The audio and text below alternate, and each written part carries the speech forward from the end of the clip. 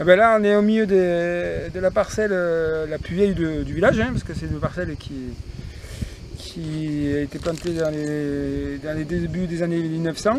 Il n'y a pas d'écrit parce que les premiers écrits c'était en 1936, mais c'est les dires des vignerons du coin. Et c'est la parcelle de Yad, alors, on va dire un peu l'ancêtre du Cinsault. Alors c'est une parcelle qui a un peu vécu, qui a eu 4 propriétaires dessus, qui a eu plusieurs façons différentes de la mener, de la travailler. Alors elle a été commencée à être travaillée au cheval, hein, parce qu'au début il n'y avait pas de tracteur et tout ça. Et une vigne qui a été plantée et greffée sur vigne, fait sur le champ. Et après, qui a eu son évolution, des temps, qui a passé par les temps modernes, c'est-à-dire au tracteur et tout ça, qui a été palissé. Voilà. Et moi je l'ai remis un peu à l'ancien temps, c'est-à-dire que je l'ai remis en gobelet.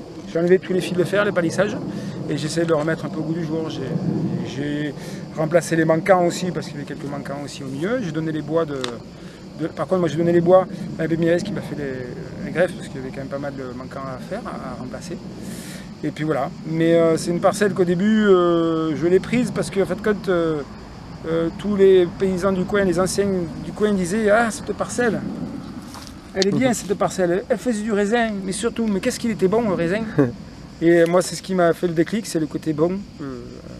Voilà, si on fait quelque chose, si quelque chose est bon à la base, on peut faire que quelque chose de bien au final, quoi. Donc on soit clair, ça va tout couper. Donc là, c'est l'œillade, donc qui sert pour ton vin clin d'œil. Voilà. Alors c'est un cépage qui est assez compliqué à travailler parce que c'est un cépage qui est très fragile, qui est un raisin en fait de bouche à la base, de bouche et de cuve. Et parce qu'à manger comme ça, c'est super aromatique, c'est super bon. C'est vrai que quand il disait que c'était bon, je les comprends parce que la première année que je l'ai vendangé, il y en avait plus dans la bouche que dans le seau, quoi. Après, au bout d'un moment, voilà. Mais non, mais c'est des choses intéressantes, il y a des défis. Bon, compliqué parce que ça craint la pourriture, ça craint l'humidité. Mais là, je suis sur un terroir assez de graisse argilo-calcaire, assez aéré, avec pas trop de remontée d'humidité et pas trop de stress hydrique, parce que voilà, c'est pas sur des hauts de coteaux. Et ce qui est bien ici aussi, parce qu'ici on cherche pas trop la chaleur par rapport à des vignobles plus au nord de la France, où on cherche plus le soleil par rapport à ça. Nous on est un peu l'inverse. Alors voilà, mais voilà, c'est un cépage intéressant à travailler, qui a été compliqué à mettre un jour, et puis voilà. Mais qui donne des belles choses, des beaux fruits, des belles fraîcheurs, des vins un peu atypiques de la région, parce que c'est pas des vins puissants, mais plutôt légers. Voilà. C'est vrai. Du coup, donc là, on est sur ta parcelle de Yad. Sinon, outre ça, tu as quel cépage? Alors, cépage, je travaille les cépages, je travaille beaucoup le Carignan, qui est un cépage qui est de la région quand même, parce qu'ici, même s'il vient d'Espagne, on a quand même beaucoup de Carignan ici, parce que c'est un cépage qui ne craint pas la sécheresse.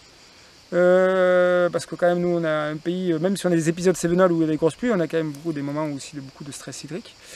Et c'est des vieux Carignans aussi qui ont été plantés dans les années 80, enfin, qui ont 80 ans, je veux dire, pas des années 80, 80 ans, c'est plutôt mes grenaches qui ont été plantés dans les années 80, 90 avec la Syrah. Voilà, je travaille beaucoup la Syrah, le grenache, le Cinsault, le Carignan et le Yad. D'accord. Voilà. Et grenache blanc pour le blanc. Voilà. Et tes terroirs, donc tu disais? Terroirs, en fait, on a 5 terroirs différents.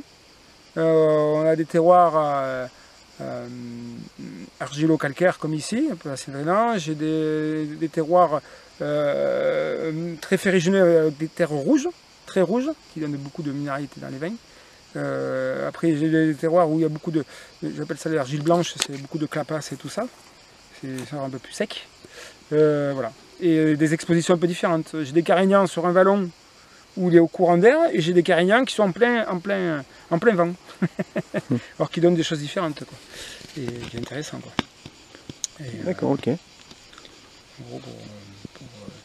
Pour le terroir. Au niveau de la culture, taille. Taille, en fait la taille, je suis un peu allergique, on va dire, au fil de fer, parce que moi j'aime bien ma liberté. C'est-à-dire quand je taille, j'aime bien tourner autour. Alors déjà le fil de fer, ça c'est pas possible. C'est pas possible techniquement. Mais après voilà, j'ai du fil de fer sur les Syrahs, parce que c'est des Syrahs à port retombant. La Syrah, c'est un peu compliqué à elles-mêmes.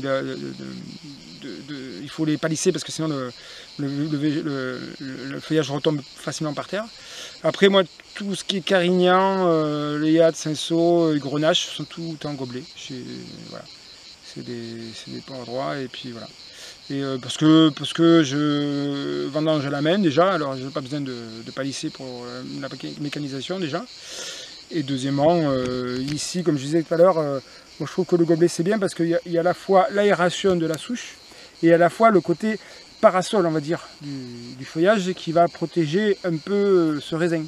Donc le gobelet, tu peux expliquer peut-être Le gobelet, en fait, ça forme en fait, on va bien, mais ça forme des pores irrigés, en fait, compte, et qui viennent retomber. En fait, ça forme un gobelet au milieu. Et en fait, compte, on a l'impression de ne pas avoir du raisin, mais le raisin se trouve au-dessous. Et justement, il est protégé par le feuillage pour le seuil aliment. Parce qu'il faut savoir que le raisin mûrit par l'intermédiaire du feuillage. Ce n'est pas le soleil qui va mûrir le raisin directement. Au contraire, il va lui donner des coups de soleil comme nous. Moi, je me rappelle la première année où j'ai vendangé mes blancs. J'ai dit, mais merde, qu'est-ce que c'est comme maladie? Qu'est-ce que c'est comme maladie? En fait, c'est pas une maladie, c'est que comme c'était pas lissé, le soleil avait tapé fort dessus et c'était des coups de soleil. Ah ouais.